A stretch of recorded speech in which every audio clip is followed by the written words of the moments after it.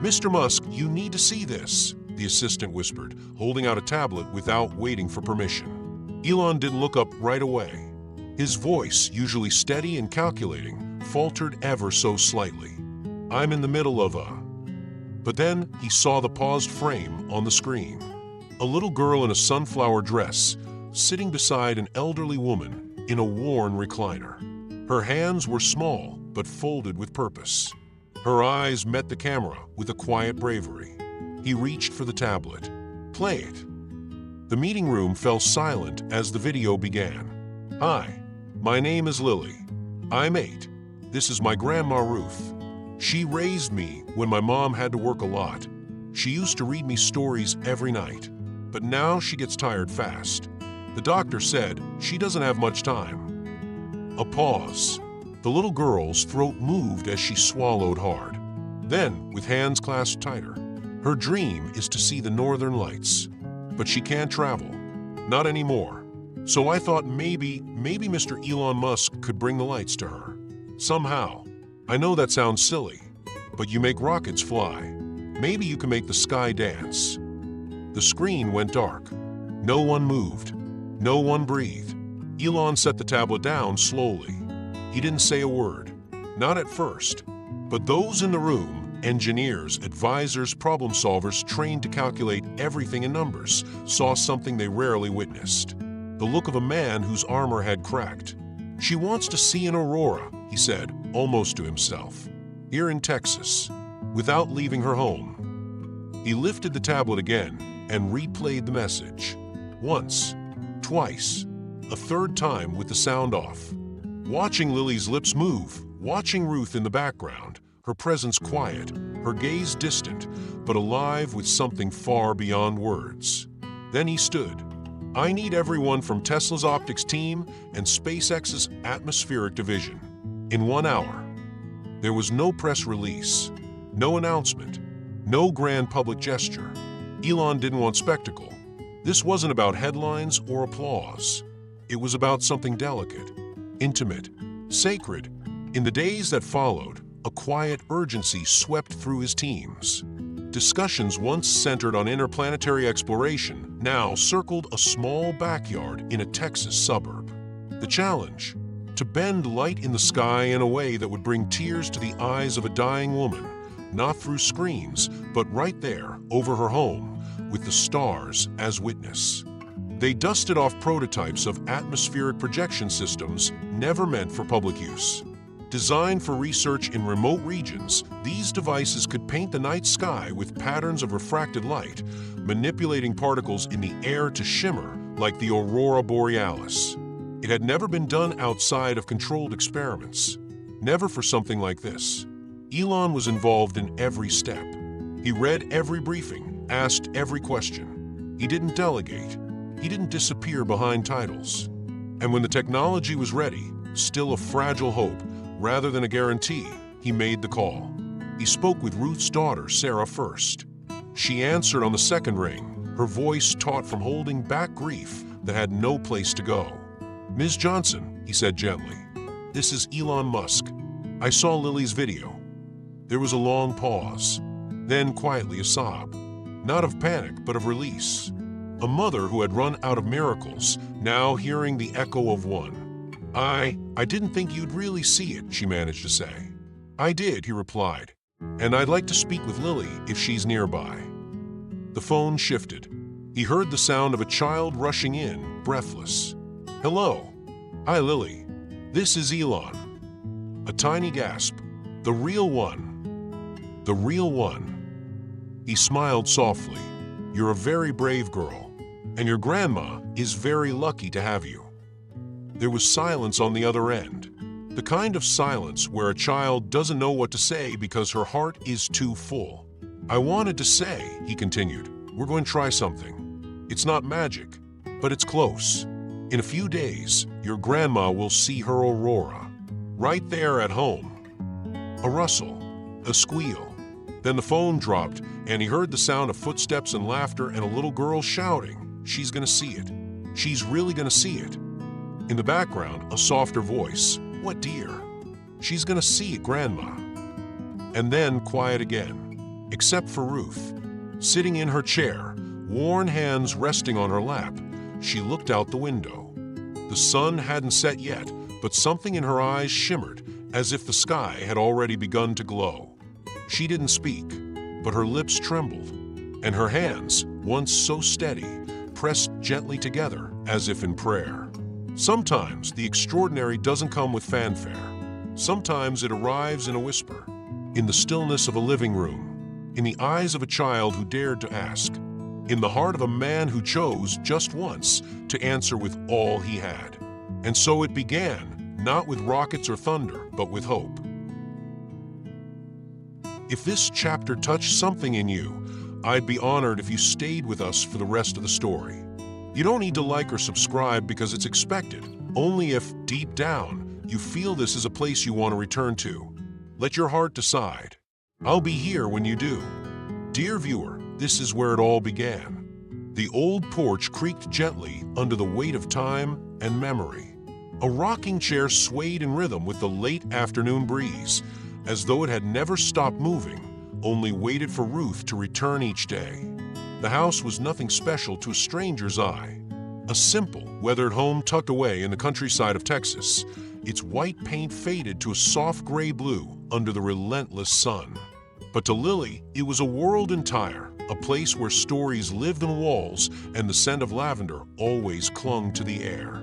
Ruth, 82 and smaller now than she once was, sat in her chair as she always did, a faded shawl wrapped around her shoulders. The fabric, once vibrant, now bore the gentle wear of decades. It was hand-stitched by her mother, who had sewn each flower and vine with fingers nimble from work and love. Ruth wore it every evening, not for the cold, but for the warmth of memory it brought. At her feet, cross-legged and barefoot, sat Lily, 8 years old, freckles dancing across her nose, braids falling over her shoulders like ribbons of storybook silk. She rested her chin on her palms, eyes wide with the kind of wonder that only a child still learning the world could possess. "Tell me about the dance again," Lily pleaded softly. Ruth's lips curved into a slow smile, as if someone had lit a candle inside her. "Oh, the summer dance at the Grange Hall? I was just 16. She leaned back, the chair groaning beneath her. It was hot that night. The boys were nervous, and the girls had tied ribbons in their hair. We danced barefoot on the old wooden floor until the lanterns flickered low. And afterwards," she paused, her smile deepening, "your grandfather gave me a paper rose he folded from a candy wrapper. I kept it for years." Lily giggled. "That's not very fancy." "No," Ruth chuckled, "but it was real." There was a long, gentle silence between them, broken only by the hum of insects and the distant whistle of a train somewhere far beyond the fields. They watched the sky change together, the sun dipping below the horizon like it was bowing after a long performance. They did this every evening, a quiet ritual, unspoken and sacred. As the first stars began to shimmer in the soft lavender of twilight, Ruth's voice grew tender. "You know, Lily," she said, "I've always wanted to see an aurora borealis. The northern lights. Just once." Lily blinked. "What's that?" Ruth looked up at the sky, eyes glassy but bright. "It's when the night comes alive, like someone spilled paint across the stars. Green and violet, sometimes pink, they dance, like ribbons in the wind. But in the north, where the cold sharpens the air." "Have you seen it?" Lily asked, eyes wide. Ruth shook her head slowly. "No, sweetheart. I never left the South. Life, it kept me here. Your mother, the farm, the years. But the dream stayed." A long breath escaped her lips, a sigh, not of sadness, but of resignation. A dream, folded and tucked away like an old letter no longer mailed. Lily slid closer and slipped her small hand into her grandmother's wrinkled one. "Maybe someday, Grandma," she whispered, her voice soft as cotton. "Maybe someday you will."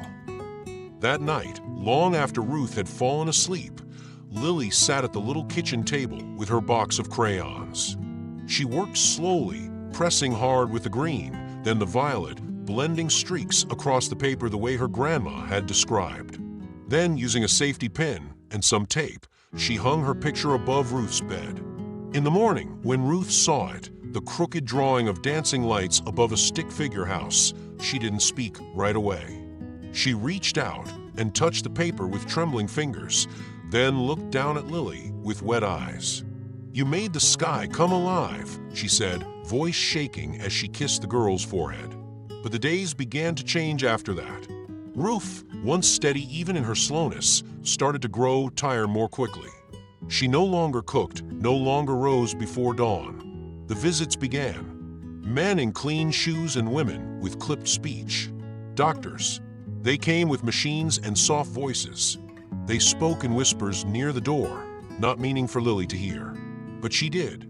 Not every word, just enough to understand. Slowing down. Making her comfortable.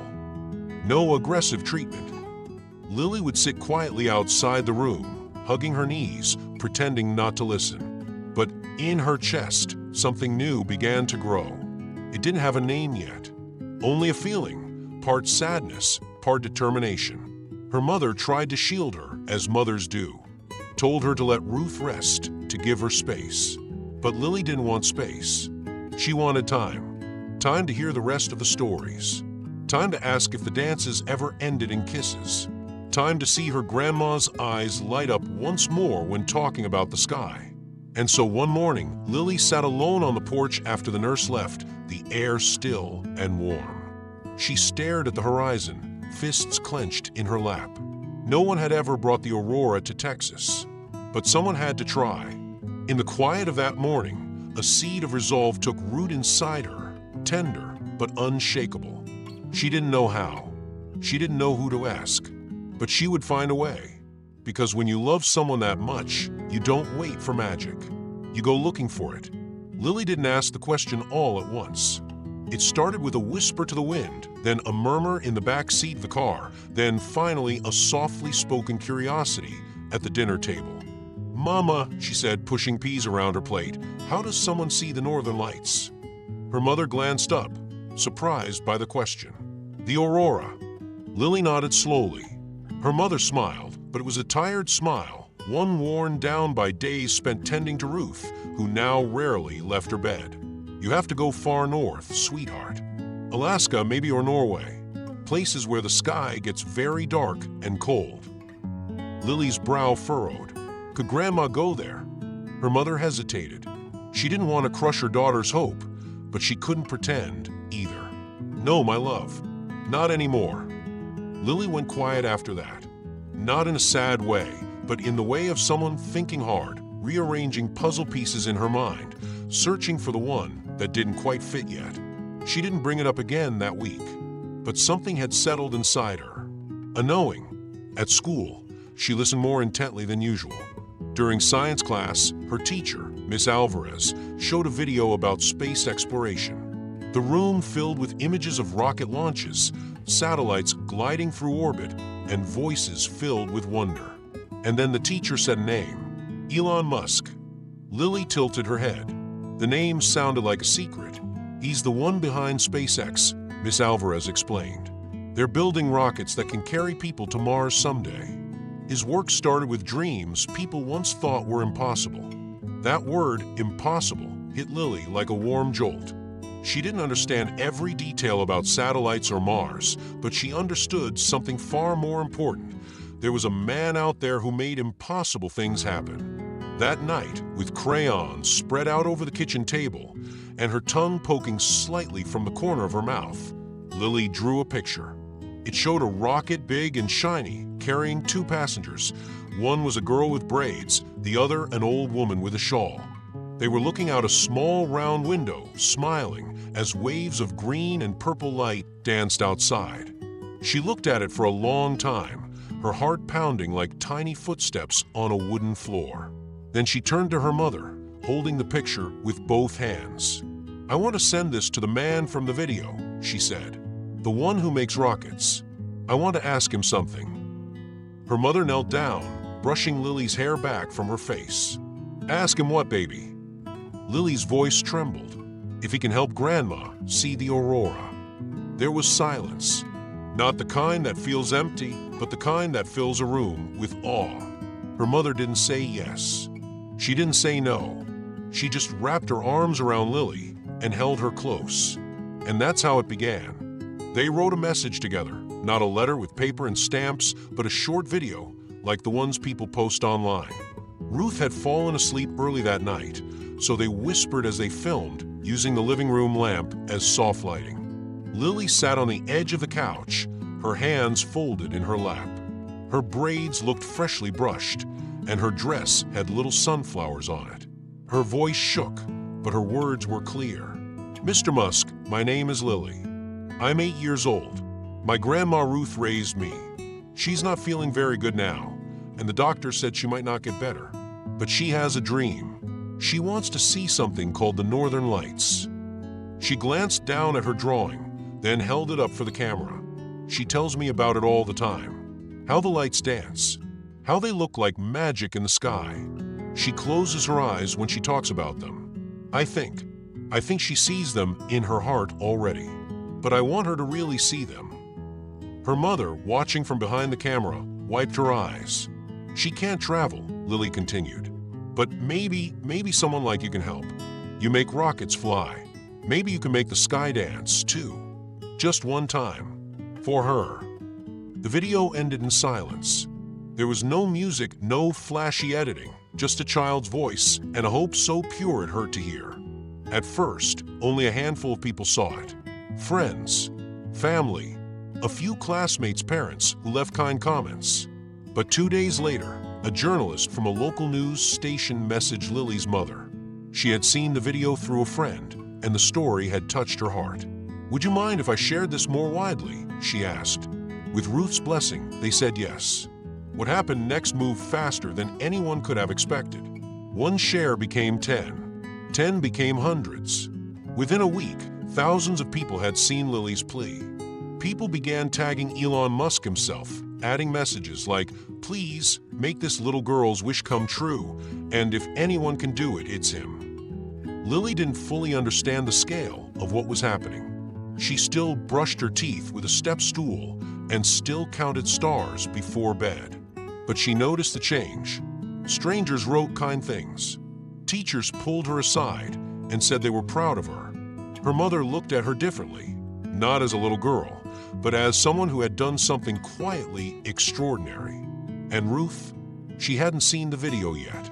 Lily didn't want her to, not until she was sure it would work. But her grandmother noticed the glow in her eyes. "What are you up to, little one?" she asked one night, as Lily tucked the shawl gently around her shoulders. Lily smiled and kissed her cheek. "Just working on something." It wasn't a guarantee. It wasn't a promise. But the world had shifted. The impossible no longer felt unreachable. And for the first time in a long while, Ruth dreamt with her eyes open. They arrived without ceremony, in unmarked vans that rumbled gently down the dusty road leading into the quiet Texas village. No logos, no headlines, just a group of engineers and technicians stepping carefully out into a place where time passed a little slower and people still waved at strangers. Most of them had never seen a town like this, with porches instead of patios, with rocking chairs instead of screens. But they came with quiet purpose, hauling cases marked with codes and equipment unlike anything the townsfolk had ever seen. Word spread quickly, as it does in places where nothing goes unnoticed. By noon, the neighbors were arriving, not with cameras or questions, but with bundt cakes, thermoses of black coffee, and folding chairs. Some brought blankets, others offered prayers. Everyone brought something, and Lily, dear Lily, watched it all with wide, vigilant eyes. She stood near the porch, her braids freshly tied, hands clasped behind her back like a young commander guarding her post. Her gaze moved from one engineer to another, studying the cables, the quiet discussions, the strange silver panels being set up at the edge of the Johnsons' back pasture. She didn't understand the science, but she understood what it meant. This was for Ruth. Her grandmother sat in her recliner by the window, wrapped in a quilt faded by years of washings and summer air. The chair had been moved to face the yard so she could see everything, not just the equipment, but the people, the preparation, the life. From time to time, she would lift her fragile hand to adjust her shawl, a gesture now more habit than necessity. Her voice, when it came, was thin as wind through lace. "All this for me?" she asked one afternoon, half to herself, half to the sky. Lily heard her and came running, her small hand slipping easily into Ruth's. "Yes, Grandma," she said, voice barely above a whisper. "For you." Ruth didn't reply right away. She simply held Lily's hand and kept her eyes on the field where the lights were being tested in the waning daylight. The technicians moved with careful grace, like artists setting up a canvas. They calibrated devices that shimmered like crystal under the sun, light projectors that would, when night fell, scatter beams upward into the Texas sky. Using atmospheric particles and moisture in the air, they would bend the light, color it, stretch it into arcs and curtains that would dance like the aurora borealis. There were test runs in the afternoon, brief and subtle. Just flickers, pulses of pale green or soft purple rising into the sky for a moment, then vanishing. Enough to make the children cheer. Enough to make the adults fall silent. And always Lily stood nearby, one foot slightly behind the other, watching everything as if she alone understood the weight of the moment. She counted the minutes, not with a clock, but with her breath, each one a thread in a tapestry of hope she refused to let unravel. The weather, as if in on the secret, held steady. The sky remained clear, the wind calm. Even the insects, which usually hummed loudly at sunset, seemed to quiet themselves in reverence. One of the engineers handed Lily a small box that afternoon. Inside, carefully folded, was a thermal blanket, sleek and silver, made of the same material used in space suits. "Mr. Musk wanted her to be warm," the woman said with a gentle smile. "It's very light but very strong." Lily carried it back to the house like it was made of gold. She helped her mother unfold it over Ruth's lap, then tucked it gently beneath the edges of the old quilt. Ruth touched the strange fabric with her thin fingers, marveling at its warmth. "A gift from a man I've never met," she said softly. "Isn't that something?" That evening, just before the sun dipped below the hills, a small team from SpaceX rolled a compact generator into the backyard. It hummed like a whisper, barely audible. They set it behind the garden shed, far enough to ensure Ruth's rest wouldn't be disturbed. And then they waited. The technicians double-checked every angle, every setting. They adjusted projection widths, calculated particle spread. They had created auroras before in laboratories in closed systems, but never like this. Never for someone. Inside, Ruth grew quieter, her strength more borrowed than her own now. But her eyes had changed. There was a brightness in them that hadn't been seen in weeks, a gleam not of youth, but of joy rediscovered. She held Lily's hand as the shadows lengthened. The sun disappeared. The field darkened. Then came the final message. A technician brought over a tablet and held it up so Ruth could see the screen. Elon Musk's face appeared, framed by a soft indoor light. His voice, when he spoke, was not the one people were used to hearing, not clipped or technical, but gentle. "Ruth," he said, "I know you've never seen the Northern Lights. I also know you may not be able to travel far anymore. So tonight, we're bringing the sky to you. This time, it's not about rockets or science. It's about honoring a life. Tonight, the sky will dance just for you." Ruth's lips parted slightly. Her hand trembled in Lily's. "Thank you," she whispered. The screen faded, and then the silence. Lily, seated beside her grandmother, gripped her hand tightly. Not from fear, but from awe, the kind that wraps itself around the heart and refuses to let go. And just then, just when the air was stillest, the first light appeared. A soft ribbon of green, unfolding like breath across the stars. Then violet, then gold. It shimmered above them, silent and slow, and for a moment, time itself bowed its head. The porch had never looked so beautiful. By late afternoon, the neighbors had quietly come and gone, each leaving something behind, not out of obligation but out of love. Someone brought hand-sewn cushions for the wooden bench. Someone else arranged vases of wildflowers along the railing, bluebonnets and white daisies that caught the golden light of dusk. A couple from down the road, lent their softest blankets, freshly laundered, warm with lavender. It wasn't grand, it wasn't expensive, but it was sacred in its own way. The front steps had been swept clean. A small wooden table held a thermos of tea, and at the center of it all, the reclining chair had been moved gently into place, facing the open night.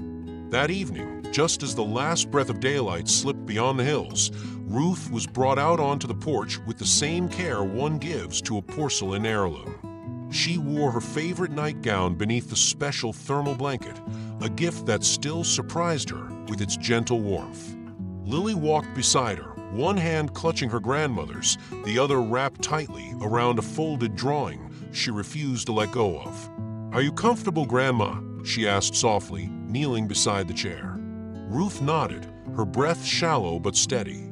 Her blue eyes lifted toward the sky, which now stretched above them, deep, dark, and waiting, like a canvas moments before the brush. "I'm ready," she whispered. Lily stayed close, curled beside her, resting her cheek gently against Ruth's shoulder. The two of them sat in a bubble of quiet, wrapped in wool and starlight, while the world held its breath. And then it began. At first, it was just a shimmer, a gentle haze rising on the horizon, like someone had lit a candle at the edge of the earth. Then came the colors, faint at first, just a whisper of green. Ruth blinked slowly, unsure if it was real. But then it grew. Green deepened into emerald. Blue rippled in delicate threads. And then, as if the sky itself exhaled, came violet, curling through the night, like smoke in reverse. From across the road, the neighbors gathered quietly in the pasture. No one spoke. No one dared to interrupt. They stood in respectful silence, hats held to chests, hands entwined, breath visible in the cooling air. The sky above Ruth and Lily had come alive. Colors undulated in waves, soft and slow, as if performing a lullaby written by light.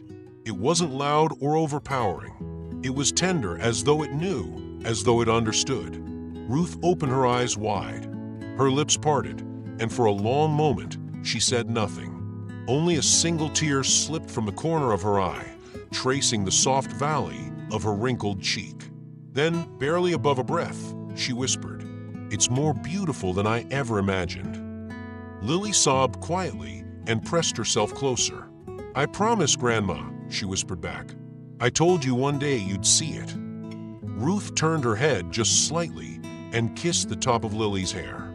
The lights danced on. Then, from somewhere in the background, as if part of the sky itself, came the sound of music. Not loud, not orchestrated, just one violin. Gentle, honest. The melody was old, familiar to the townspeople, a waltz passed from generation to generation. It had been recorded by local musicians, neighbors who couldn't be there in person but wanted to give something. The music drifted through small speakers hidden beneath the porch railing, wrapping the moment in sound the same way the lights wrapped the sky. Ruth squeezed Lily's hand. She didn't say anything. She didn't need to. Her eyes were half closed, but alert, not from tiredness, but from reverence. She was memorizing it. Not just the lights, but the feeling. The way the porch smelled of wood and lavender. The way Lily's hand fit inside hers. The way the wind didn't blow, but waited. She was imprinting it all, somewhere deep, where time could never take it away. From miles away, in a dim room filled with quiet screens, Elon Musk sat watching the live stream on a secured connection. He leaned forward, elbows on knees, the glow of the aurora mirrored in his eyes. He didn't say a word. When Ruth whispered her awe, "It's more beautiful than I ever imagined," he blinked, then reached up and rubbed his eyes with the back of his hand. It wasn't the light that moved him.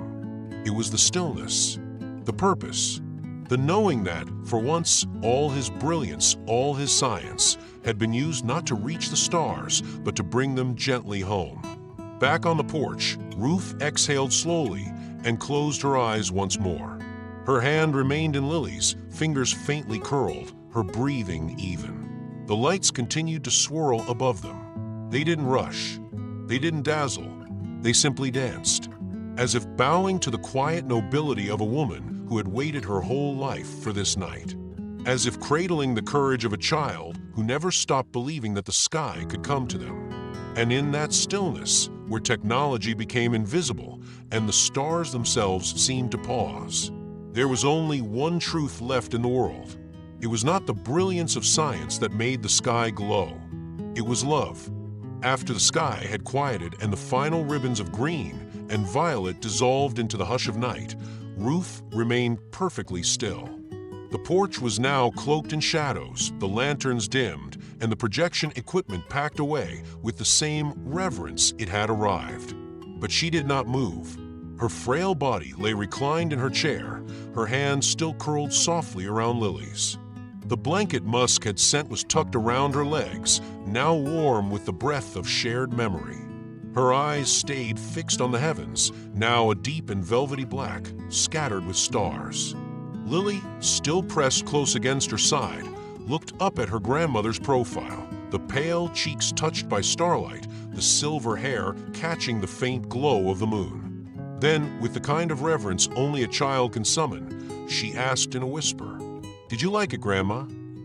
Ruth turned to her, and a tender smile spread slowly across her worn face. Her eyes glistened again, not with sadness, but with fullness. "It was the most beautiful gift of my life," she said, her voice thin but steady. "More beautiful than I ever dreamed it could be." Lily's arms slipped around her waist, hugging gently.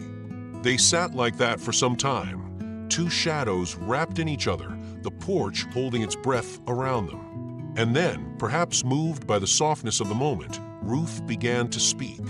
She didn't speak often anymore. Her words had grown precious, used only when truly needed.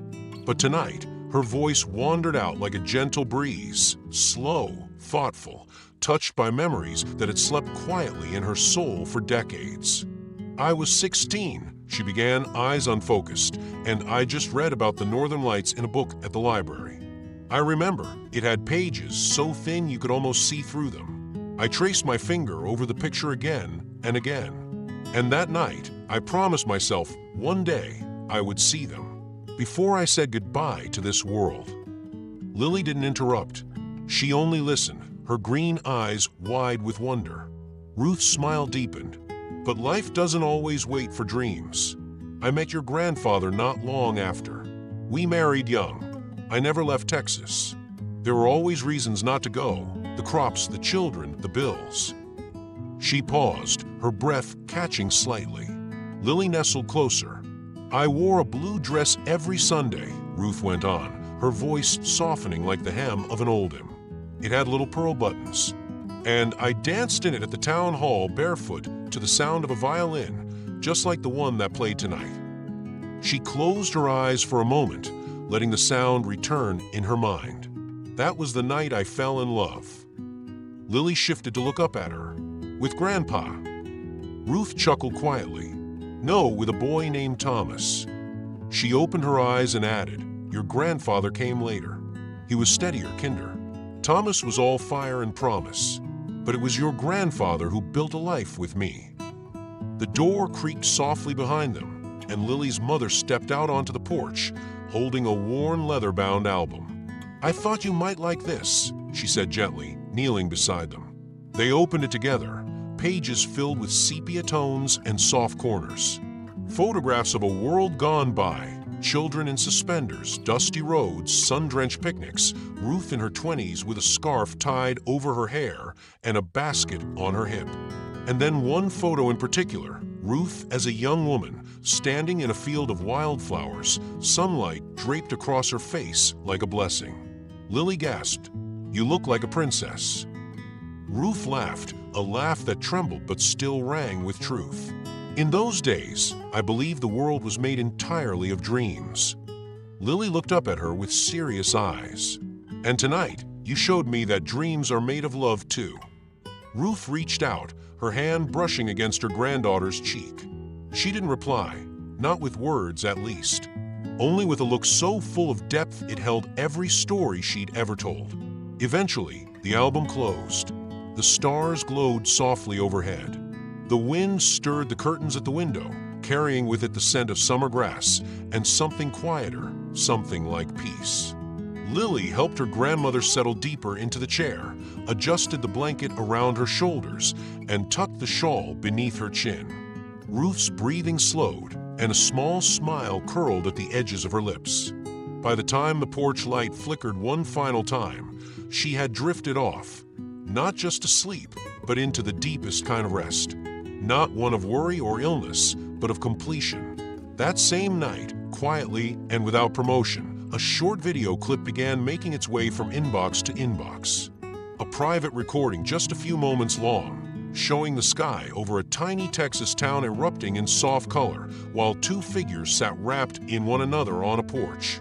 The clip was never broadcast widely. Elon Musk himself had made a personal request. "Let this remain theirs," he'd said. "Not an event, not a headline, just a gift." And so it was, but still it traveled. Quietly, tenderly. A hospice nurse in Arizona shared it with a friend. A teacher in Maine played it for her class. A violinist in Oregon composed a lullaby after watching it once, then again, then again. No names were needed, no context, just the image of love under a painted sky. What had happened on that porch, in the hush between light and shadow, began to spread, not as a spectacle, but as something closer to prayer. The house grew quieter in the days that followed, but not with sorrow. There was no heaviness in the air, no shadow of grief lingering at the corners of the rooms. Instead, there was reverence, the kind of silence that comes when something sacred is unfolding. Ruth became more still, more inward, as though each moment were a delicate thread to be gathered and held close. She no longer moved about the house as she once had, but her eyes, those soft, misty blue eyes, seemed to shine even more deeply than before. It was as if, having seen the sky dance for her, she now saw everything through the lens of eternity. And Lily, ever faithful, never left her side. She brought in her cinnamon cookies, still slightly too crisp at the edges, but made with devotion. She drew new pictures every day, of stars, of rockets, of glowing skies, and open fields. Sometimes she would simply sit on the rug beside her grandmother's chair, humming gently or reading stories aloud, her small voice rising and falling like a lullaby. "Play it again," Ruth would whisper sometimes, reaching for her granddaughter's hand. Lily knew what she meant.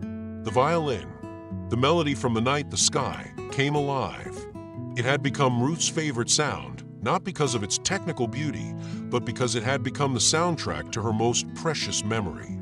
One morning, a small package arrived at the doorstep, wrapped in simple brown paper, with a short note tucked beneath the twine. Inside, nestled in soft cotton, was a vinyl record, pressed in deep midnight blue.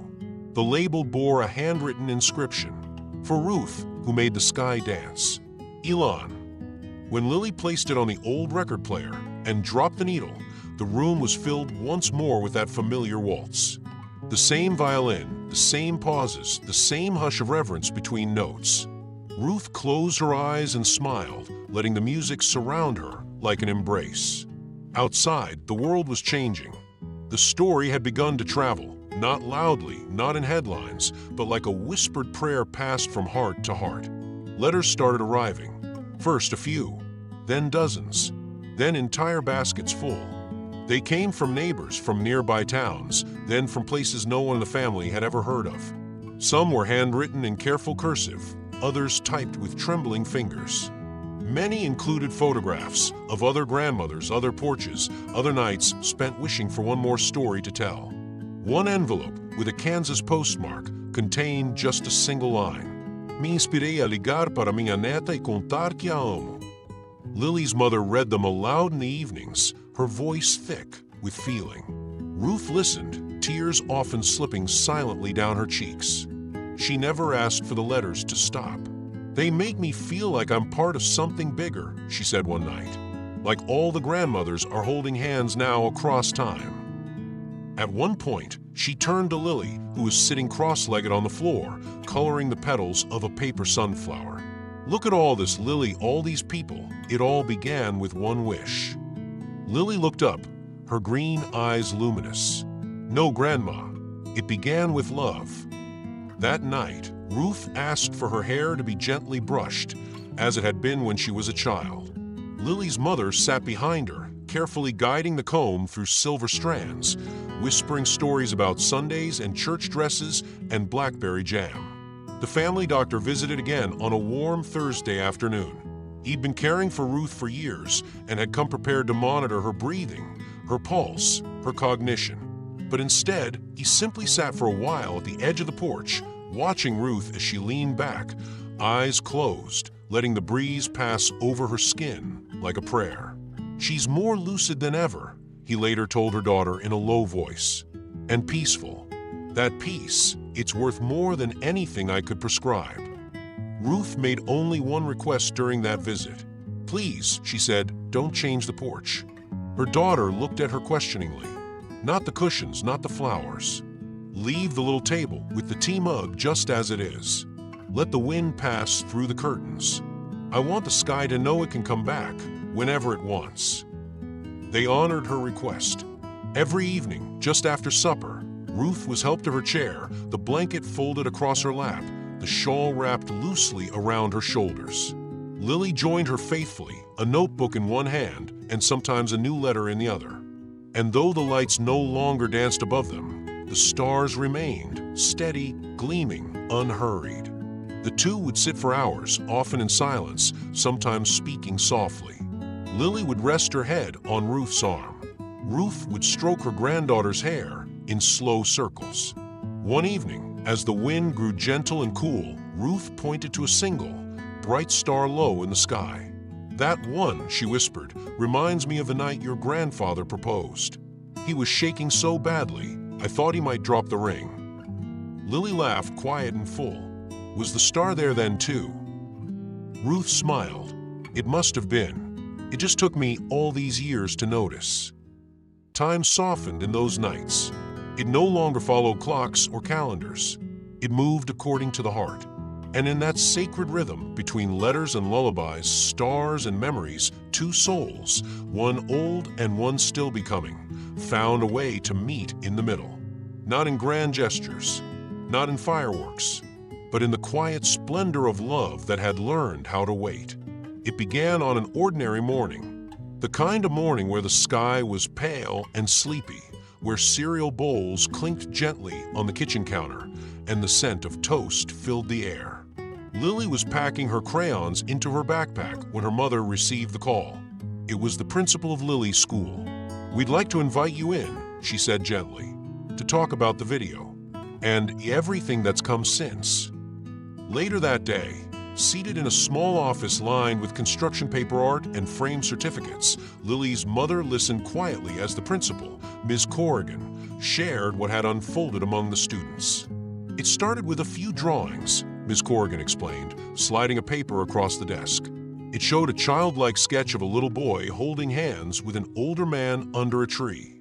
Then came the letters, notes tucked into lockers and backpacks, and then lists.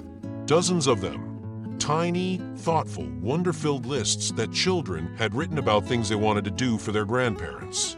Bake a chocolate cake with Grandma before school ends. Build a birdhouse with Grandpa and paint it blue. I want to play piano for my grandpa while he sleeps. "I think what Lily did," Ms. Corrigan said, her voice touched with emotion, woke something in them. A longing maybe, or just a remembering. It was no longer about one girl or one Aurora. It had become something collective. A soft wave of tenderness moving through small hearts, pulling them towards something older, something sacred. Not everyone knew how to talk about it, but they felt it. The local newspaper called next. They asked for interviews, photos, a feature on the girl who brought the stars to Texas. Lily's mother declined.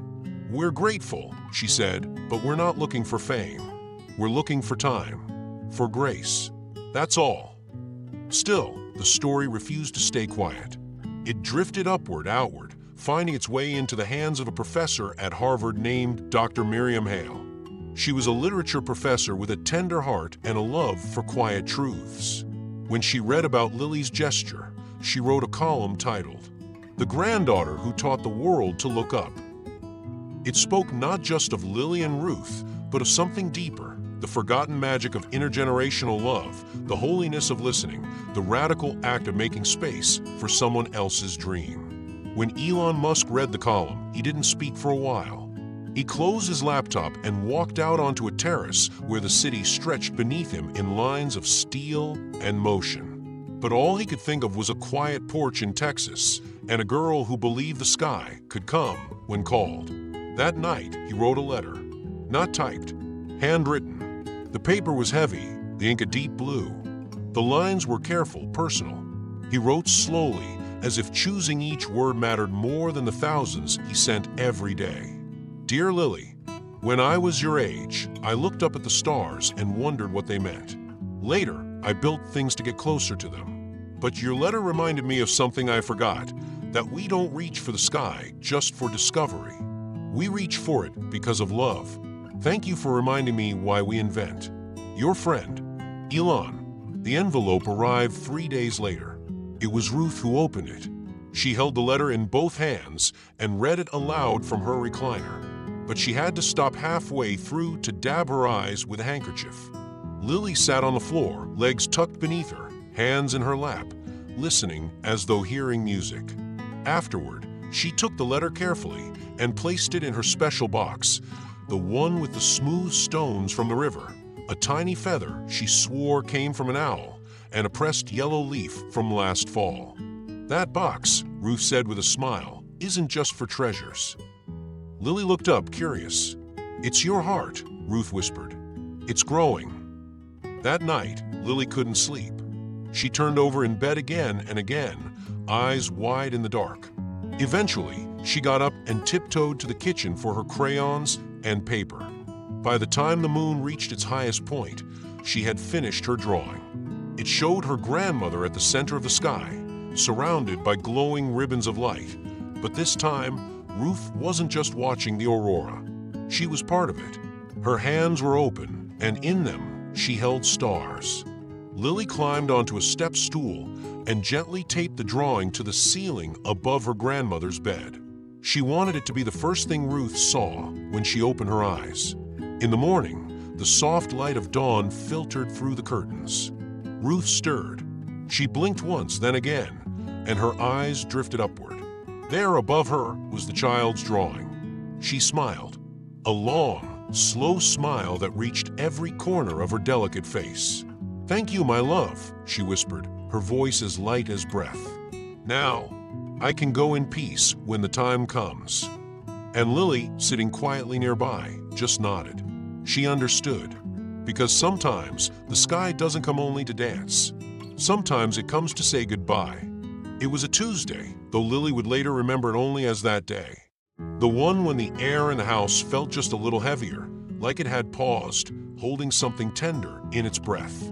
She came in from school with her usual brightness, her backpack slung over one shoulder and a new drawing folded neatly in her hand. She had drawn it during free time, a vision she couldn't stop thinking about, a bridge of stars arching across a dark sky, glowing with soft golds and blues. In the center of the bridge, a tiny figure walked hand in hand with someone older. She hadn't labeled who they were. She didn't need to. But when she stepped into the hallway, the usual hum of the house, the kettle, the distant ticking of the clock, her mother's footsteps, was replaced by something still and strange. It was too quiet. Not empty, just different. Lily's steps slowed as she approached the porch.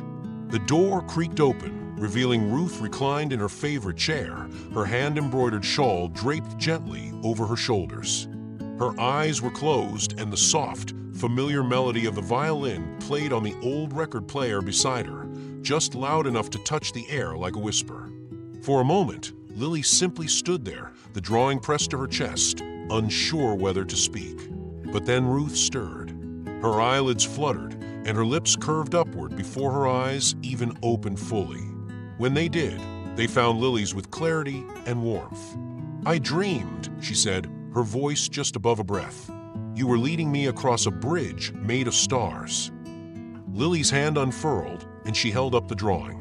Ruth blinked, taking it in. A single tear traced the line of her cheek. "Of course you drew it," she murmured. "You always see things before I do." Lily knelt beside her grandmother, resting her head against Ruth's thin arm. A moment later, Lily's mother stepped onto the porch. She must have sensed the quiet too, that something was unfolding, tender and fleeting. She didn't speak. She simply joined them, lowering herself onto the other side of the chair and wrapping an arm around them both. For a long time, the three of them sat that way. No rush, no conversation, just the soft sound of the violin filling the air and a golden light slanting across the porch. After some time, Ruth's voice rose again, steadier now, though still soft. "Do you know what I've learned through all of this?" she asked.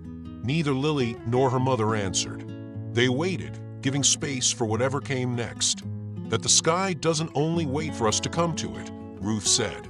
"It can come to us when we're truly loved." Her eyes drifted upward to the porch ceiling and beyond it, as if seeing something far greater than wood or rafters.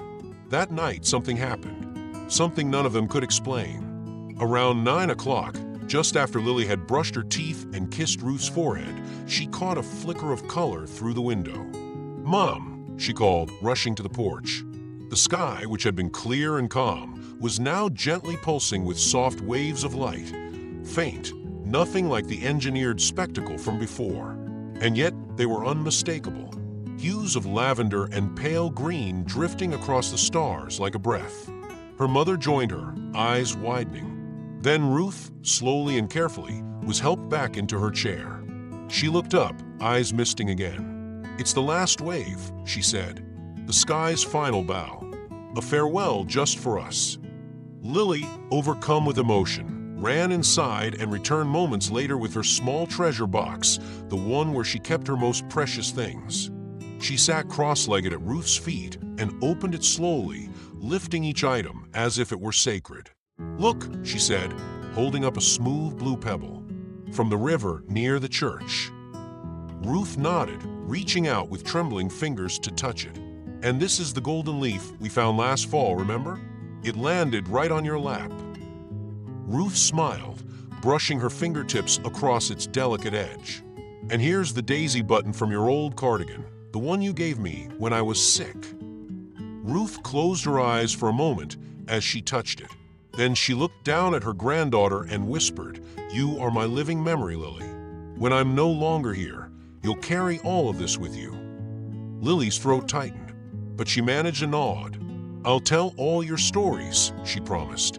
"To everyone, even the ones you didn't finish yet." Ruth chuckled gently, "Especially those." Then, slowly, her gaze rose again toward the stars, and for a while she said nothing. Her eyes scanned the faint, glowing sky, as if looking for something familiar. And perhaps she found it, because when her eyes came back to Lily, they shone not with fear, but with peace. "When I go," she said softly, "look up. I'll always be where the lights dance." Lily laid her head gently on her grandmother's lap, tears silently soaking into the folds of Ruth's shawl. Her mother sat beside them both, arms folded around them as though to keep the world from ever breaking in. And above them, the sky glimmered once more. Not loudly, not for spectacle, just enough to say, "Love lives here." The morning came quietly, as if the world itself had exhaled in reverence. Birdsong was softer than usual, distant. The wind, which often rustled through the trees by sunrise, seemed to hold its breath. The little house, once filled with the creaks and murmurs of daily life, stood in stillness. Not heavy with grief, but hushed with something deeper, something sacred. Lily awoke before her alarm. There was no rush in her chest, no heaviness, just a strange sense of calm, as if someone had left a lantern lit inside her, glowing gently from within. She sat up slowly, rubbed her eyes, and padded barefoot down the hallway toward Ruth's room. The door was slightly ajar. She pushed it open and stepped inside. The light filtered in through the thin white curtains, wrapping the room in a soft golden hue. The bed was empty, not in a cold or startling way, just gently vacant. The floral quilt had been folded neatly at the foot of the mattress, and the pillow held only a faint impression. Her gaze drifted upward. There on the ceiling, just above where Ruth had slept, was the drawing, the one Lily had taped there days earlier. A figure made of light, holding stars, smiling back at her. Lily stood still. Her heart did not race. Her eyes didn't blink. She felt the truth of it settle in her chest like a whisper she'd already heard in her sleep. She had gone. Her grandmother had slipped away during the night, not with pain or drama, but with gentleness, like someone stepping softly through a doorway, waving once before disappearing into another room. A moment later, she felt arms around her. Her mother had come in silently, sensing perhaps what Lily already knew. They didn't speak. There were no urgent questions, no panicked cries, just the slow and trembling collapse into each other's arms. They wept, not in anguish, but in longing, for everything Ruth had been, for everything she had left behind, for the miracle of having had her at all. Their tears were salty and warm, mixing sorrow with gratitude in a language only the heart could understand. News traveled gently through the neighborhood. There were no announcements, no calls made for attention. But by mid-morning, the small town already knew. And so, the day unfolded in silence. No lawnmowers ran. No music played. Even the children on the street played with a quietness that felt instinctive. People walked slower, looked up more often. And just before noon, someone left a bouquet of daisies on the front porch, Ruth's favorite. Wrapped in brown paper, tied with twine. Tucked into the stems was a handwritten note that read, "She taught us all to see with our hearts." Later that afternoon, the family received a single envelope with no return address. Inside was a cream-colored card, handwritten in simple, steady script. She saw the sky. Elon, no more, no less. And somehow it was enough. The porch remained untouched. The cushions were still there, slightly faded from the sun. The wildflowers in jars still clung to the last of their petals. Ruth's shawl remained folded neatly over the armrest of her chair. No one dared move anything. Not yet, because Ruth had asked for it that way.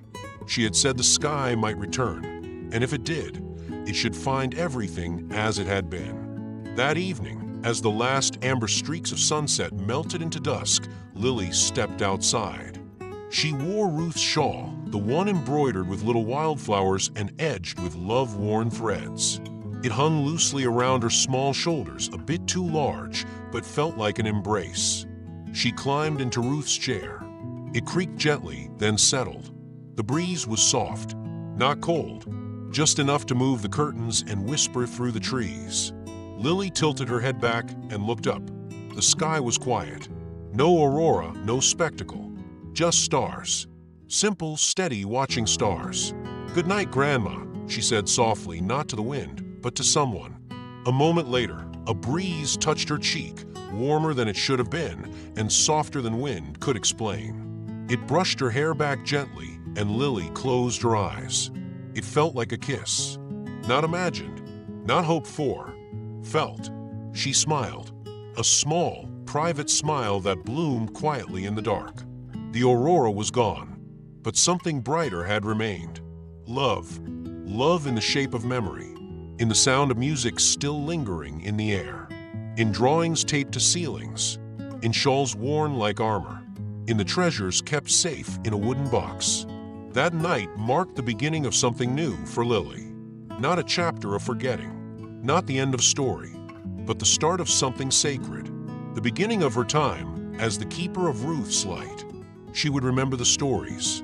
She would add to them. She would carry her grandmother not only in her heart, but in her actions, her dreams, her own way of watching the sky.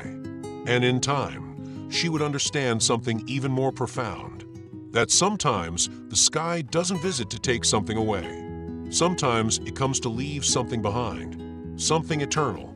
Something luminous. Something called love. The days that followed Ruth's passing settled into a quiet rhythm, not of forgetting, but of remembering gently. Every afternoon after school, Lily made her way to the porch. The chair where her grandmother once sat remained just as it had always been. Nothing had been moved. The shawl stayed folded over the armrest. The little table still held the ceramic mug with its faded blue flowers. Even the cushion, slightly worn from years of use, had not been replaced. Lily never sat in that chair. She sat cross-legged on the porch floor beside it, her small notebook balanced on her knees. There she wrote. Some days, she wrote letters. Dear Grandma, today I saw a cloud that looked like a daisy. I think it was you saying hello. Other days, she drew pictures, stars wrapped in ribbons, bridges of light, and sometimes just quiet skies with a single hand reaching down. She spoke to Ruth on those afternoons. Not out loud, not in a voice others could hear, but in a way that filled the air between them with presence. And though no words came back, Lily always felt answered. Her mother would sometimes peek through the screen door, holding a dish towel or a book, and pause. She never interrupted. She simply smiled softly and let Lily have her time, that sacred space of reconnection where grief found its grace. At school, Lily didn't avoid the topic of her grandmother. When her teacher, Ms. Alvarez, asked the class to share something special they had done with a loved one, Lily raised her hand calmly and told the story of the aurora. She didn't dramatize it. She didn't need to. Her voice was light, clear, and full of peace, and somehow that quiet confidence made everyone lean in. Even the rowdiest boys stopped fidgeting. Ms. Alvarez, visibly moved, encouraged her to write about it. That weekend, Lily sat at her small wooden desk and poured her memory onto the page. Not just facts, but feeling. She wrote about the stars and the silence, the warmth of Ruth's shawl, the weight of knowing someone's time is almost done, and the light that came anyway. Her essay was chosen to be read aloud during a school assembly. The room fell silent as her voice echoed softly over the microphone. Several teachers wiped their eyes. Some children leaned into their grandparents that had come to visit that day. And something happened, subtle but powerful. After the assembly, the school principal approached Lily's mother with a proposal. We'd like to start a project, she said. We're calling it Wishes of the Heart, inspired by Lily's story. The idea was simple. Each student would interview an elderly person, a grandparent, great-grandparent, or neighbor, and ask them about dreams they had never fulfilled. Dreams that might still be possible, even in small, beautiful ways. The project bloomed almost overnight. Children who had never spoken much about their families were suddenly asking questions. Grandma, did you ever want to be a dancer? Grandpa, what's a place you always wanted to go? Stories poured out. Some whimsical, I wanted to ride a hot air balloon. Some wistful, I always wanted to see the ocean just once. And some heartbreakingly simple, I wish I could walk through our old farm one last time. Lily was asked to give the first student interview, recorded in the school's little media room. She sat on a small couch, holding a copy of her essay, and answered gently. My grandma always told me that some things are too big for words, like silence or stars. But when we listen, we can hear what people carry in their hearts. Her words spread, not in a viral sense, but like ripples across still water.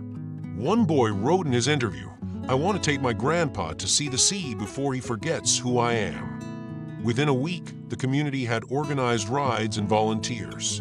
A retired bus driver offered to take families on day trips. A woman who once taught music offered to help children write songs for their grandparents. What had started as a single goodbye had grown into a movement of remembering and honoring. At home, Lily's mother began something of her own. She gathered Ruth's old clothes, a floral blouse, a pale cardigan, a linen apron with tiny stitch lemons, and carefully cut them into squares. Each evening, she sewed by hand at the kitchen table, humming softly as she worked. Weeks later, she laid the finished quilt across Lily's bed. Every piece, she said, is a moment you shared with her. When you sleep under this, you'll always be wrapped in her love. Lily didn't say anything. She just ran her fingers gently across the fabric. That night, as the moon climbed high and the world hushed into its slow rhythm, Lily curled beneath the quilt. It didn't feel like an end. It felt like a beginning. She lay with her eyes open, staring at the shadows the trees cast on her ceiling, and thought of all the stories yet to be told, of all the people who had carried dreams in silence, waiting for anyone to ask. And in that stillness, something took root. A calling, not spoken aloud but whispered into her bones. To listen, to remember, to keep the light alive. She didn't need to know the future yet, but she knew one thing for certain. Love doesn't vanish. It becomes. It becomes stories. It becomes quilts. It becomes bridges between hearts. And sometimes it becomes a mission, quiet, luminous, and invisible to the eye, but unmistakable to the soul.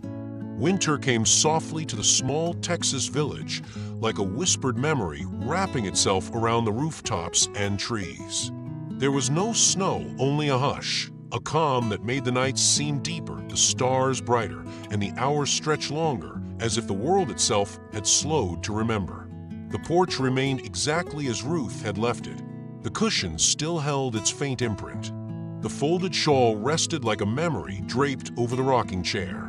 Even the daisies, now dried and pressed in a frame by Lily's mother, stood quietly on the side table in a small glass vase.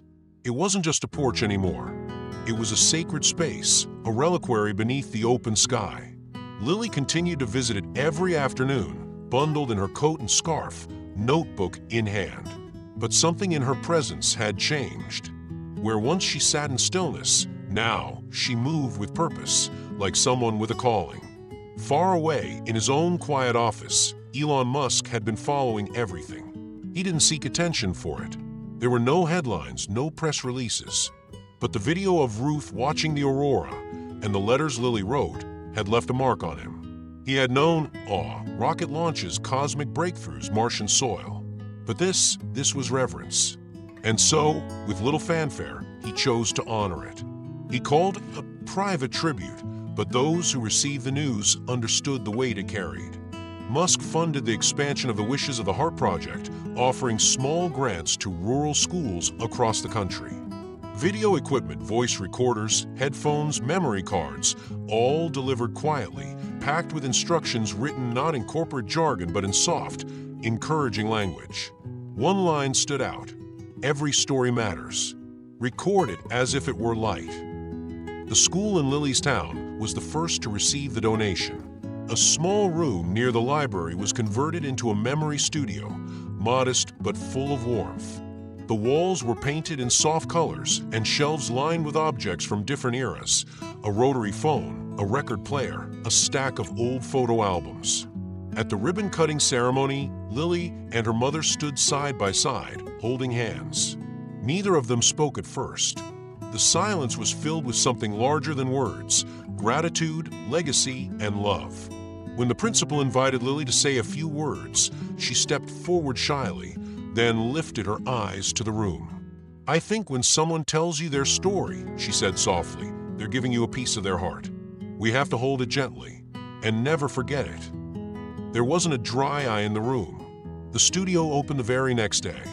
The first person to be interviewed was Mr. Eduardo Martinez, age 93. He wore a pressed white shirt and a BULO tie with turquoise stones. His voice trembled, not with fear, but with disbelief. "I never thought," he said, "that anyone still wanted to hear what I remembered." His story began with a childhood in the cotton fields and ended with a song his wife used to sing while baking cornbread. Lily listened with her whole heart, her pencil tracing slow shapes on the edge of her notebook. As the weeks passed, more elders came, some with walkers, some in wheelchairs, some with stories already trembling on their lips before the camera even rolled. Children began asking their grandparents questions they had never dared before. What was your first dream? What's something you still hope for? What makes your heart feel young? Lily, now unofficially dubbed the Memory Gardener, took it upon herself to gently guide each interview. She had only one question she asked everyone, regardless of their past. What does your heart still wish for? Some answered simply: a warm cookie with raisins, a walk by the river, one last game of checkers. Others spoke with aching tenderness: to hear my brother's voice again, to see the sea with my great-granddaughter, to hear the lullaby my mother sang when I was afraid. And each wish, no matter how grand or humble, was received with reverence, as if the child listening had been entrusted with a star. The project grew beyond the school. Local businesses offered time and support. A bakery donated cookies shaped like hearts to every elder who came in. A music teacher volunteered to record requested songs from old times. The florist began delivering bouquets on behalf of yesterday. And something else changed too. The town, once quiet and tucked away in the folds of the countryside, became known as the village where dreams don't grow old. People started visiting, not out of curiosity, but because they longed for something they'd forgotten. Connection, gentleness, and the reminder that love doesn't expire with age. Lily's role remained the same. She didn't seek recognition. She still came home, did her homework, and sat on the porch each afternoon. But now, her notebook was full not just of drawings and memories, but names, dates, and little stars marking wishes yet to be fulfilled. Her mother, moved by all that was unfolding, began sewing again. Not just quilts now, but memory cloths. Small patches of fabric, each embroidered with a word or phrase from an elder's story. Daisy Sundays, paper kites, moonlight dances. They were sold in the town's small general store, with all proceeds funding train tickets, old record players, even reunions. One afternoon, after recording a story with a man who hadn't spoken in months, Lily sat on the porch, the winter sun golden and soft. She opened her notebook and drew a seed. Just a simple seed. Below it, she wrote, "Even the smallest wish can grow into something that changes the world." And she closed the book gently, smiling toward the sky, not for what had ended, but for all that had begun. The wooden box stood in the center of the square, simple and unadorned, yet somehow sacred. It had started as a quiet idea Lily once whispered to her mother, a way to keep speaking to her grandmother, and maybe, just maybe, to others who needed a voice to reach them. Each morning before school, Lily walked to the plaza with a letter in her hand. Folded carefully in colored paper, sealed with ribbon or pressed with a wildflower, every note was addressed not to a specific person, but to a feeling, a memory, a heartbeat. Dear someone, one letter read, "You matter. I hope today something small reminds you that you're loved." She slid them into the slot carved at the top of the wooden box. And to her surprise, the box began to empty. One day, when she returned after school, the slot was slightly open. A letter peeked out. She unfolded it slowly. It was from an older woman who signed only Miriam. "Lily, your letter was the most beautiful thing I've received since 1974. It made me cry in the best way. Thank you for seeing us." From then on, Lily wrote more. And not just to Ruth. She wrote to the grandfather who misses fishing, and to the grandmother who still remembers how to waltz. She wrote to the man who once carved a toy boat, and to the lady who keeps her husband's sweater folded on the bed. The letters were never long, but they were never vague. Each one held the voice of a child who had learned early what it meant to remember someone with tenderness. Other children saw her at work and began to ask questions. "What are you writing?" "Letters," she answered. "For the sky." Soon, other hands joined hers. A boy named Eli left a note that said, "You are braver than the silence that surrounds you." A girl named Sarah wrote, "I don't know your name, but I know you're someone's favorite person." The box was no longer just a place to leave thoughts. It became a place of listening. People began to gather around it during afternoons. A bench appeared, then another. A woman started leaving cookies. Someone painted the sides of the box with stars. It was Sarah who called it first, the Heaven Mailbox. When the name caught on, the local paper ran a short article titled, "In a Texas Town, Love Still Travels by Letter." Elon Musk, reading the article from afar, wrote back with 5 handwritten words, "Don't stop. The world needs this." When Lily's mother read the note aloud at dinner, Lily simply nodded and whispered, "I won't." Not long after, Lily wrote another letter, this one to Ruth. "Dear Grandma, we're taking care of your porch. I sit there when the wind is soft and listen to nothing. It's the best kind of music. People are still coming. You wouldn't believe how many hearts you touched." She signed it with a drawing of the aurora and folded it with care. But instead of putting it in the heaven mailbox, she tucked it under the old cushion of Ruth's rocking chair. For Ruth's birthday, the porch filled once more. Children brought flowers, tiny wild daisies, lavender, a single sunflower. They lit candles. Some read aloud their letters. A boy brought a harmonica and played a slow tune that sounded like wind. That evening, someone climbed a ladder and fastened a small lantern atop the tall post that stood behind the porch. It glowed softly, steady, and clear. A new star for a familiar sky. Lily looked up and smiled. It's the sky saying it still remembers.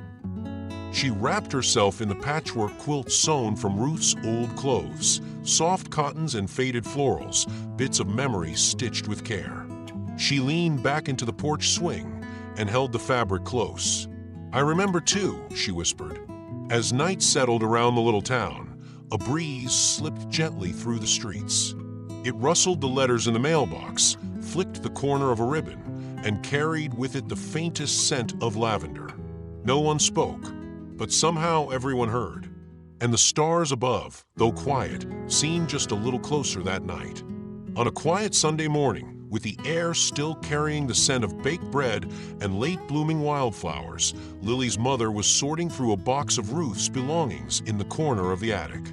The box had been there for weeks, untouched, a small treasure chest of memory too tender to face in the first days of grief.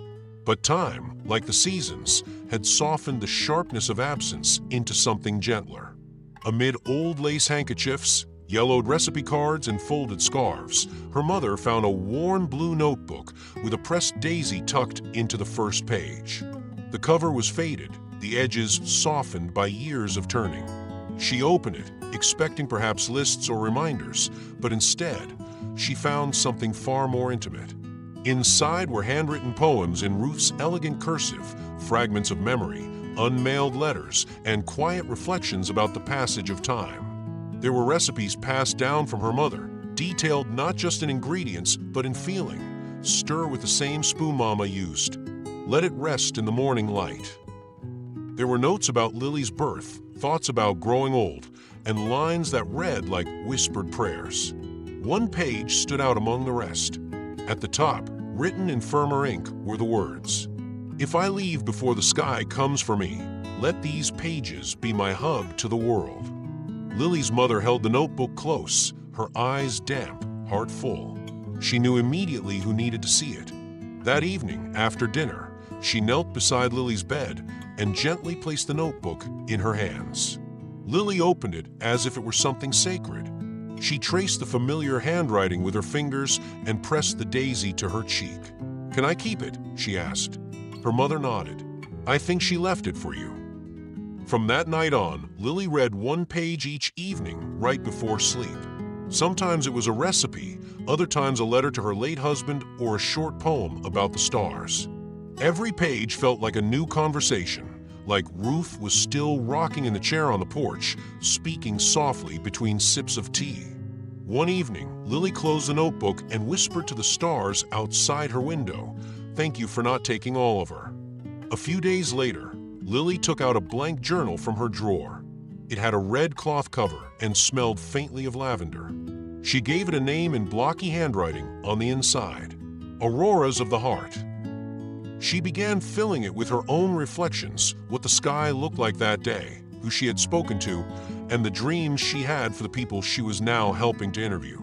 The stories of grandmothers, great uncles, and kind neighbors filled her pages, each one a small constellation of memory and desire. Her teacher at school noticed her devotion and asked to see the journal. After reading a few pages, she approached the principal with an idea. And soon Lily's writings, along with the drawings and notes of other students, were transformed into a small, beautifully bound book. The launch took place in the local library under paper lanterns and strings of soft yellow lights. Parents, neighbors, and grandparents filled the small room, the warmth of their presence thicker than the Texas summer air. When it was Lily's turn to speak, she climbed onto the little platform with the blue notebook in one hand and the red journal in the other. Her braids, tied with white ribbons, brushed her shoulders as she looked up at the crowd, unafraid. "My grandmother used to say the sky was a place of stories," she began, "that the stars were listening and the clouds could carry our wishes. She always dreamed of seeing the aurora borealis, and one day she did. But after that, I realized something." She paused and opened her journal. "She taught me that the sky isn't just up there," she said, tapping her chest gently. "Sometimes it's inside us, when we love." The room was still for a moment before applause burst like sunrise. Many stood to clap, and a few older women in the back dabbed their eyes with embroidered handkerchiefs. After the reading, the principal announced the title of the book, "When the Sky Dances in the Heart." A simple phrase, but one that carried the weight of everything Ruth had taught and everything Lily had become. News of the event reached farther than anyone expected. One morning, a video message arrived from Elon Musk. It was short and simple, recorded against the backdrop of his office. "Lily," he said, "you reminded the world of what matters. We invent for many reasons, but we remember and love because of people like your grandmother, and now because of you. Thank you for teaching us to listen again." The message was played during morning assembly, and some of the younger children clapped without fully understanding why.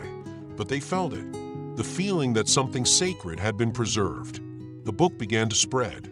Copies were passed hand to hand, school to school, from nursing homes to hospitals. Not because it was flashy or trendy, but because it was honest.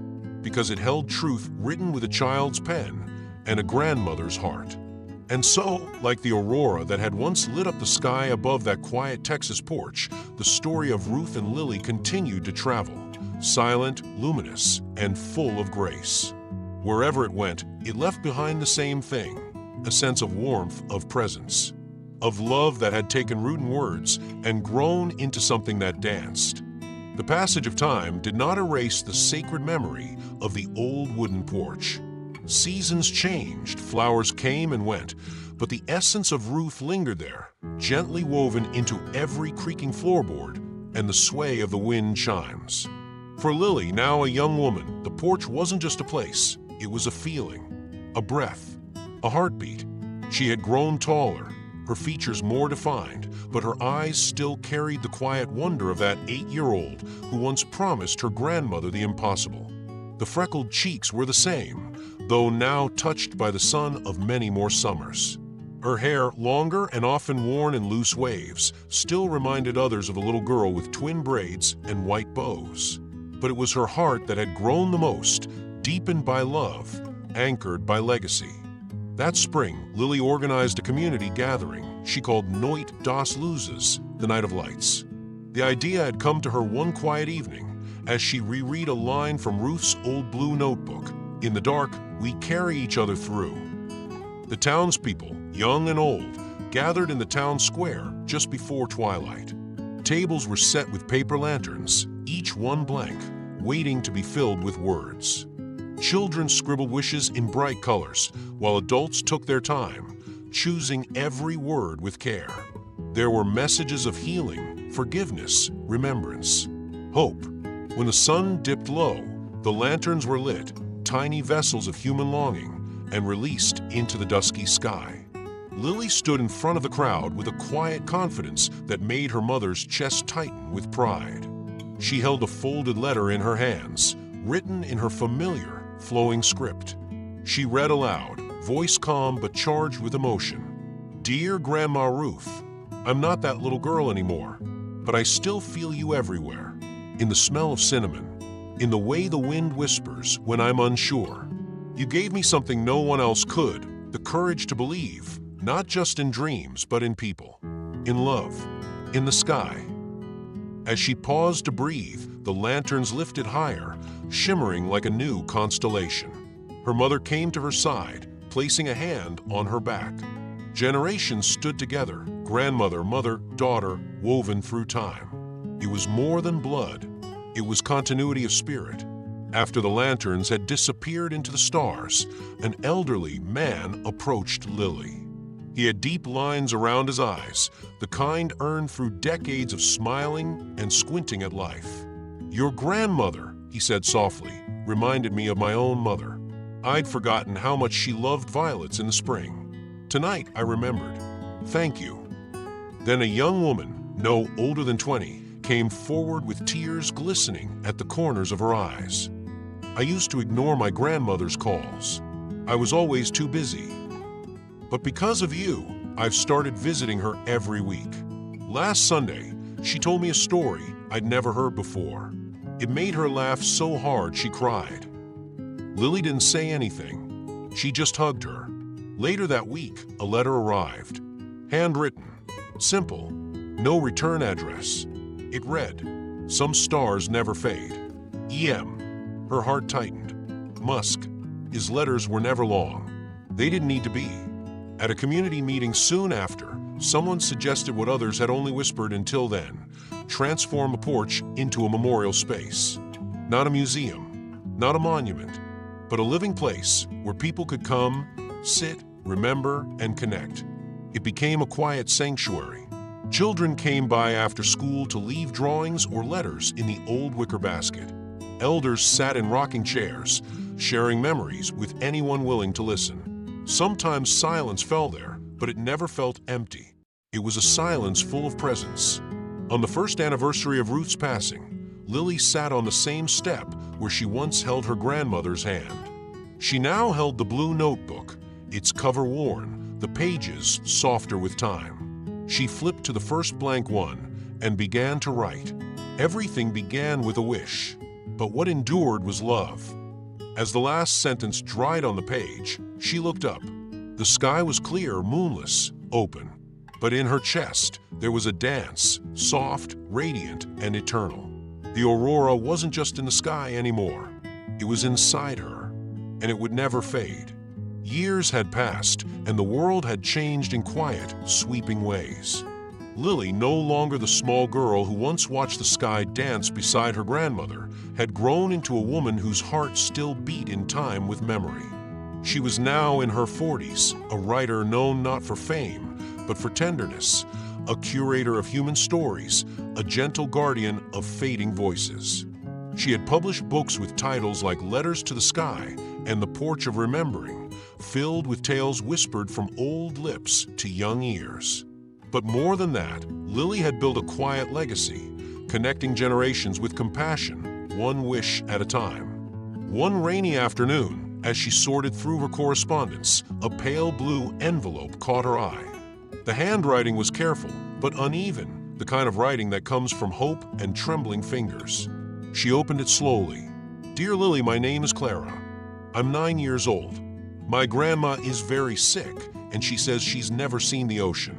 I don't know if it's too late, but do you think someone could help her? Love, Clara." Lily stared at the letter for a long moment, the room suddenly heavy with echoes. It was like hearing her own voice from years ago, floating back across time. She touched the page lightly, her fingers trembling, then smiled with the softness of someone who had once been exactly where Clara stood. That evening, she sat down and wrote back by hand. "Dear Clara, when I was your age, I wrote a letter too. I didn't know what would happen, only that I believed in something bigger than impossibility. And someone listened. Now it's my turn. We will find a way." True to her word, Lily quietly reached out to a few old friends, some in the local community, some from the extended network born from wishes of a heart, the foundation that had grown from Ruth's porch. She remembered the power of discretion, of quiet kindness, and of letting the focus remain where it mattered most, on the love between a granddaughter and a woman nearing her final twilight. Within days, a plan was set. Lily traveled with Clara and her family to the Gulf Coast, to a quiet inlet where the waves whispered rather than roared, and the horizon seemed to melt into heaven. The air was filled with salt and something holy. Clara's grandmother, a woman with silver-white hair and eyes the color of sea glass, was wrapped in a shawl very much like Ruth's. She sat in a wide wicker chair under the open sky, her frail hands gripping her granddaughter's fingers as the sun dipped low behind the water. "I thought," the woman said softly, "that the world had forgotten me." Lily knelt beside her, just as she had once knelt beside Ruth, and looked into her tired but luminous eyes. "Sometimes," she whispered, "the world just needs someone to remember how to look." The The grandmother nodded faintly, eyes fixed on the ocean like it was something she had been chasing in dreams. The waves moved in gentle rhythm, and for a long time, no one spoke. There was only breath, water, and gratitude.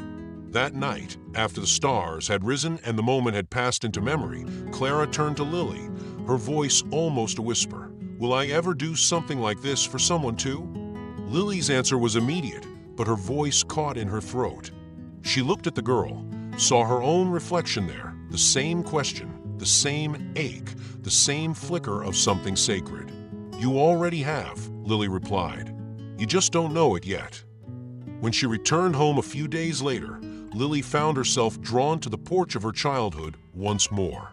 The boards creaked with familiarity, and the rocking chair waited like an old friend. She sat, the wind brushing through her hair, and opened the old blue notebook, the one she'd read so many times it felt like an extension of her own skin. On the last page, one she didn't remember ever noticing, was a final message in Ruth's elegant hand. "If you still feel love, then I am still with you." Lily pressed her palm against the page, as if to anchor the moment. A single tear fell onto the ink, softening it, making it blur, not into nothingness, but into something deeper. She smiled, eyes shining with the weight and lightness of everything she had lived. Above her, the sky was clear. But as she sat there, the stars seemed to pulse with something more. Not a projection, not technology, not even memory. It was presence. A breeze swept through the porch, lifting a ribbon from her lap. She caught it gently and held it to her lips. Around her, the porch had become more than a place. It was a vessel, a sacred space where time bowed its head. And in that moment, Lily knew this was the last aurora. Or maybe it was the first of a new kind. Not born in the sky, but in the heart of someone who chooses to carry love forward. The porch would remain. The letters would continue. The light would be passed, quiet as breath, bold as stars. And somewhere, perhaps far above or deep within, Ruth was smiling. The house stood just as she remembered, weathered by time, but never abandoned by love.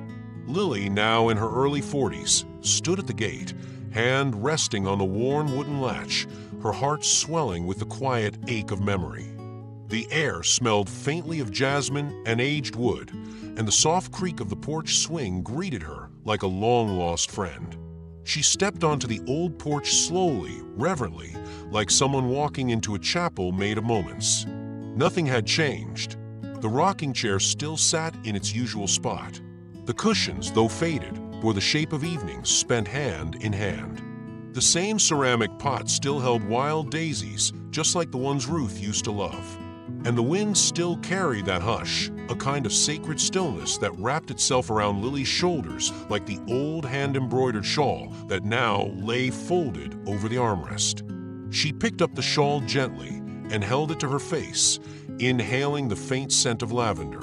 Next to it sat the blue notebook, the same one that had lived on her nightstand for decades. Its pages, softened by time, held words that had become prayer and poetry in her heart.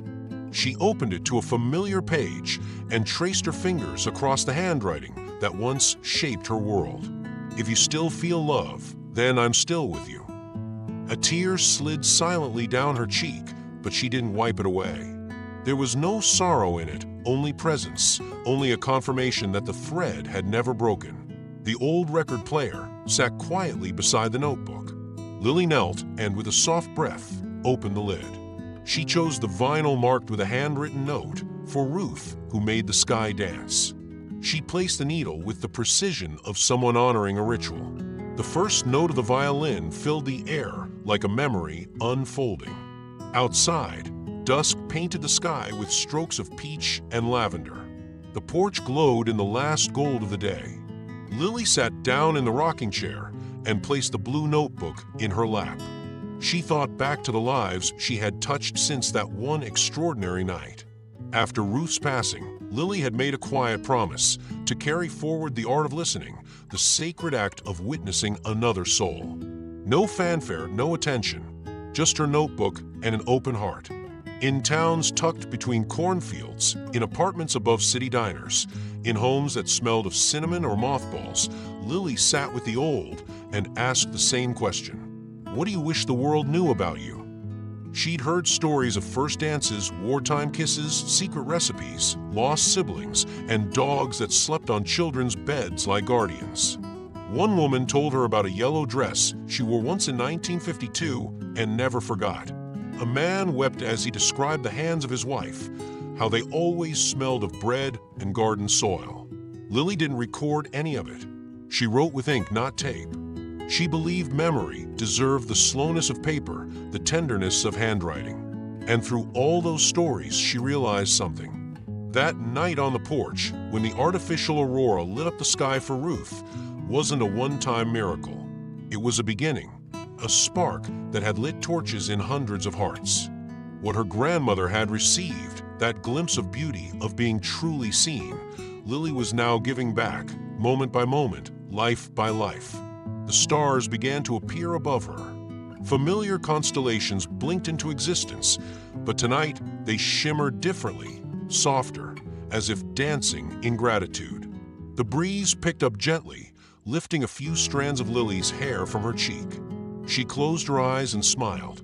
"I know," she whispered. She could still feel Ruth, in the pull of the rocking chair, in the melody of the violin, in the quiet hush that always preceded a story waiting to be told. Love, Ruth had once said, was the only thing capable of surviving time. Lily opened the blue notebook one more time. On the final page, written in a slightly shakier hand, were words she hadn't dared to read in years. "One day, the sky will dance again. Maybe not for me. Maybe for someone you love. Be the one who makes it happen." She held the book to her chest, as if it had a heartbeat of its own. In the distance, the wind chimes rang once, and a lantern flickered to life. She looked up. No projection, no machines, just the sky as it was. And yet, in that moment, it seemed to pulse with color. Not bright like a show, but soft, like memory, like breath. "Thank you, Grandma," Lily whispered. "The aurora continues. In me, in everyone who listens." She sat there as the night folded in around her, stars overhead like notes on a sheet of music written by love itself. The rocking chair moved slowly. The air was cool, and the world was quiet again, but never empty. Now, dear viewer, I'd love to hear from you. Leave a comment below with a memory this story brought to mind. I read and respond to each one with care.